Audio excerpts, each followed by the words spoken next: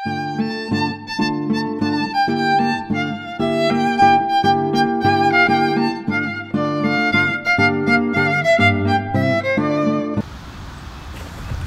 everyone, it's Lada from Astrology.com with your October 2016 horoscopes. And before I start, very quickly two announcements. Come and join me on the 15th of October, the month of love, the month of Libra, the month of relationships. I'm going to be doing a 3 to 4 hour webinar together with Trifon Nikolov on lovers and marriage. This will be a very special webinar. We're gonna talk about compatibility, but from a very different level. We're going to talk about the points of love, the points of eros, the points of attraction in the horoscope, with the points of marriage as well. This is information you won't find available around. This is very ancient information. It's based on the Egyptian or Hermetic, also called Arabic points of love, which is actually the real, how do I say, the top level. You don't even need to know any astrology, but this is the top level compatibility, that if you learn only those 4 or 5 points of love and relationships and marriage that exist in each horoscope and compare them with someone else's horoscope, this is all you need to know about compatibility basically. You'll be able to know whether someone can be your marriage spouse, lover, whether you can have chemistry or not. So those 3 or 4 hours will focus on that on the 15th of October. Come and join us just for $69. And also those of you who want to join me or who want to see after that a recording of my webinar, just $29 on stelliums. Stelliums, if you have 4 or more planets together close in your horoscope. These pioneers, these are people with a very special mission in their life, and there is very little information out there on stelliums. And if you happen to be one of those people like me who has 4 or more planets together conjunct very close in their horoscope, within one area of their horoscope, we're going to talk about what your mission is, and we're going to talk how you can deal with that extra charge energy of the stelliums and how to approach such people. This is only $29, and I'm putting links for both of those webinars here. Hi Scorpio, let's see what October has for you. And October is actually more of a preparatory month for you. It's a month where you're concluding certain things and taking stock and reassessing and examining how the past, let's say, few months have gone in your life, and what is worth keeping and what is worth leaving behind. Because during October, the sun is in the 12th sign from Scorpio. Whether it's your ascendant, sun or moon in Scorpio, the sun is in the 12th, which is the final house before it enters Scorpio. So there are certain small or sometimes bigger reassessments, or usually research for alternative options. And usually some kind of new alternatives appear that you can look around, but this is not yet a time for you to start new beginnings. Not before at least the last week of October, and especially in November you'll be given the green light to start again, to start brand new when the sun enters your sign, because the sun gives vitality, the sun gives energy, the sun allows for manifestation, And while though the sun is in the 12th house, and not only the sun but Jupiter and Mercury as well, the planets of manifestation, you might find it harder to manifest on the material level, and you might find it as if you have a bit less energy, because the 12th house is the house of rest. When there's so many planets activating one's 12th house, one is required to take it easy, to maybe even sleep more. People start feeling a little bit, especially a month before their birthday, they start feeling a little bit more tired. It's more time for holidays, for taking a break. Maybe they become more emotional, more dreamy, and you might feel the same way, feeling a bit more sensitive, a bit more introverted, susceptible to introspections. And if things are kind of moving a bit slower, or if you're feeling a bit lazy or not motivated, don't blame yourself. Just the stars are so positioned, and actually give yourself a time to relax, give yourself a time for spiritual work, for looking inside. Give yourself time to listen to music, to read some books, to do something for your soul, to do some spiritual techniques, whether it's prayer, whether it's meditation. This 12th house really increases your intuition. And always when before our birthday or before the sun transits the sign of the ascendant or the moon, there is like about a month period when our intuition increases, so does our sensitivity, and our productivity in the material world decreases somehow, a little bit at least, not on all levels, but on certain levels you'll feel it. So that, because the outer productivity decreases, so that the inner productivity increases. Basically the intuitive, the feminine side, this kind of psychic and the inner teacher, the inner goddess within, you could say it, or the subconsciousness becomes more active. And sometimes when the subconsciousness is more active, one can be more prone to exaggeration, to overblowing their feelings in some way, or even sometimes to phobias and fears that are not based on reality, or that are some kind of inexplicable, to come to the surface, and the person feeling more emotional. People that are more grounded just become more intuitive, and this is a period when their subconscious starts giving them kind of pointers, when the invisible world talks to them. So basically the invisible world will be talking to you in October, trying to give you like signals as to the preparation for the next 12 months of your life, or for the next few months, to give you some pointers, to direct you in some or intuitive pointers or intuitive alternatives that start emerging from your soul.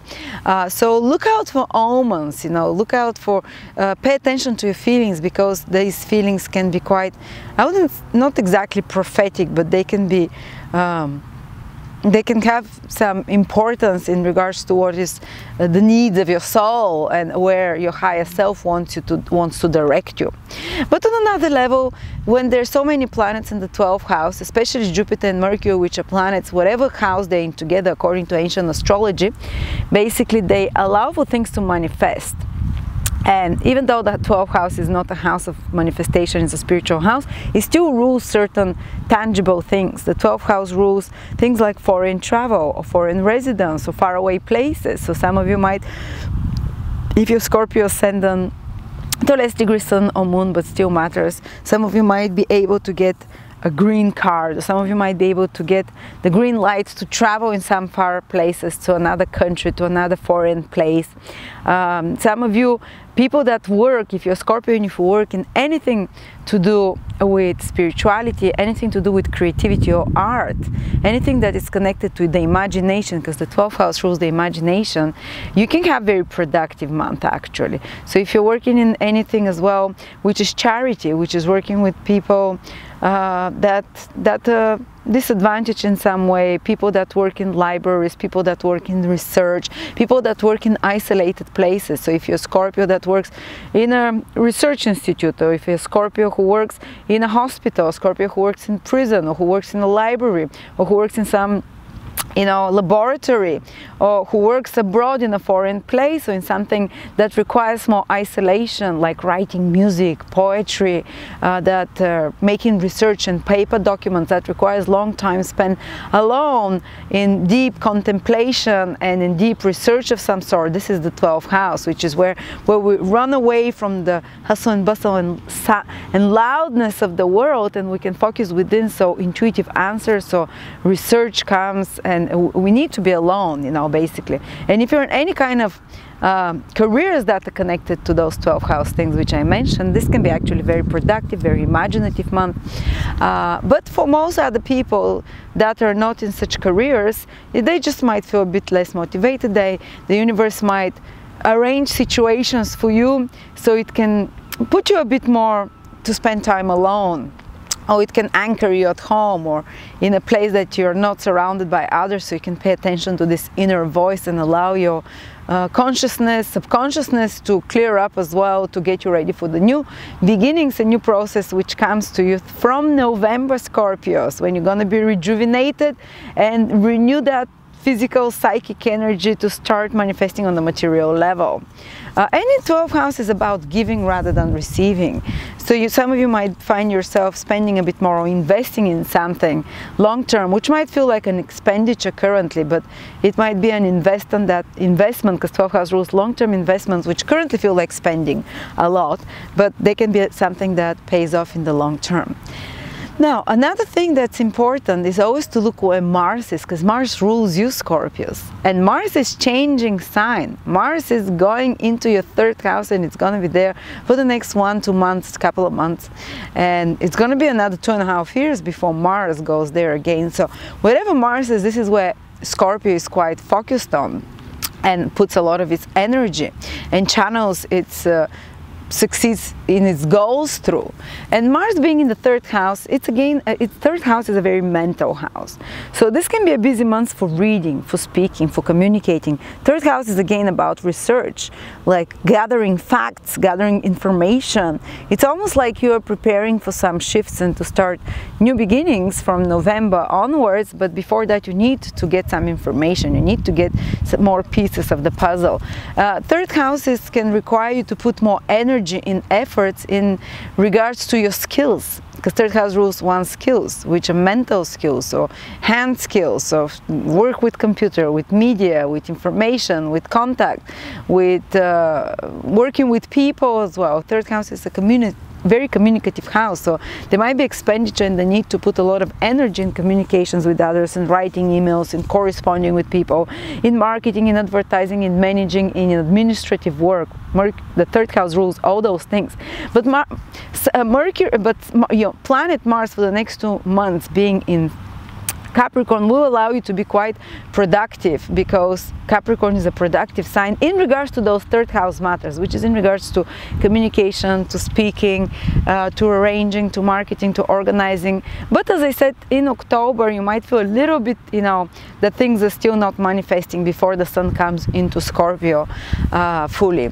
But definitely there will be more correspondence, more communications with others. You might be feeling quite strongly opinionated as well, because third house is your thinking, and you might come across quite strong when you communicate with others, in your opinions, in your how you communicate with others. And also Mars can ask you, or can require from you, work in a small group environment, which is third house, working with teammates, playmates, siblings, neighbors, in a group of people, maybe having to do something that requires physical energy or focus of energy with a group of people, especially people from your everyday environment.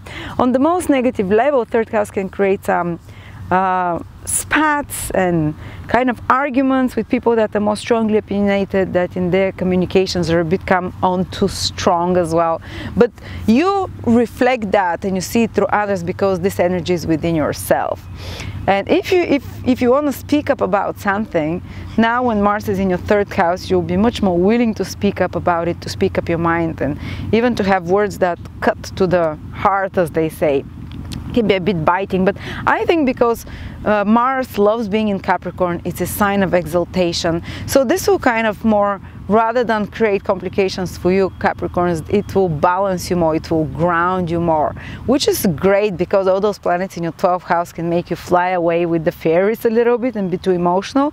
But this Mars in an earth sign guarantees that you still keep your ground at the feet, and you feet at the ground, and you'd be able to think productively and constructively.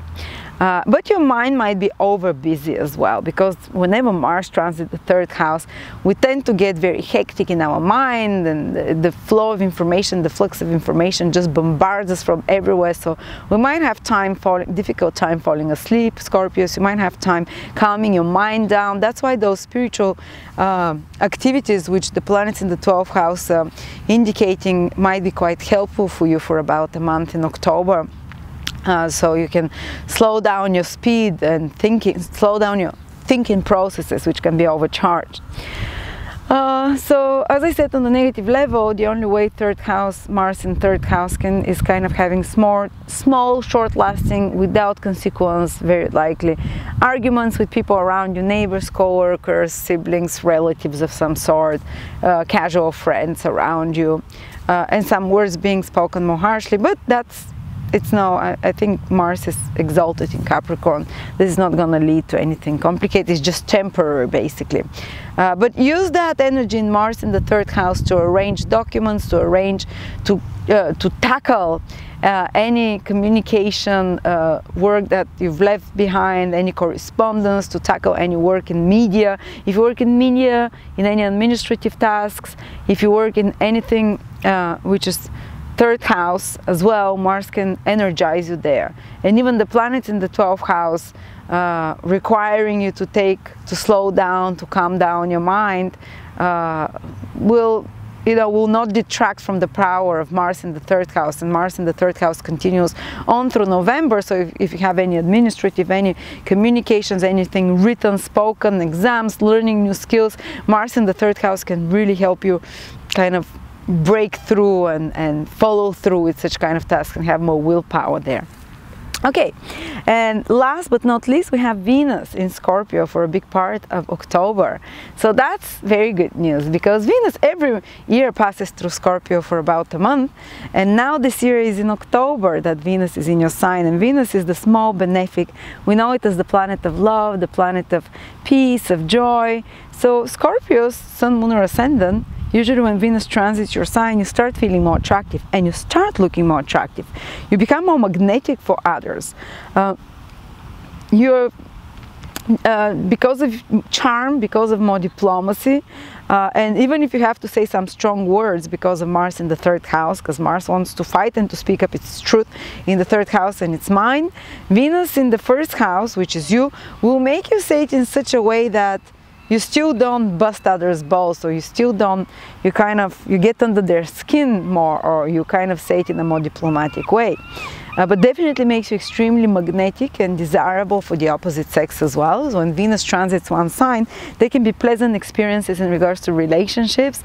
They can be pleasant experiences. And again, I'm not saying you owe me the love of your life. No, but you might go on a nice date. You might go on Venus rules the 5 senses, to indulge, something like that's about indulging the 5 senses. You might feel more attractive. You might get more compliments than usual. If you're trying to attract associates on your side, when Venus is on your ascendant, it's much better. It's easier. And if you want to indulge yourself with all those planets in the 12th house, often a person wants to escape reality. And in October, if you go on a holiday somewhere, take it easy, or indulge more in kind of escapism activities, Venus can, in the 1st house, can make those very pleasurable. Can bring you a lot of joy and pleasure, sensual pleasure out of those. So I think you'll be more zen in October, Scorpios, and I think you're more zen, and then from November you're starting to move more forward and focus and start implementing new beginnings. In October you're more researching, looking at different opportunities. You're even pampering yourself a bit more, so to speak. And then in November you're taking on a new direction and you're starting again, in the rat race, or whatever you want to call it. So thank you so much, Scorpio, and subscribe to my channel. Follow me on Facebook as well. The name is Astrology.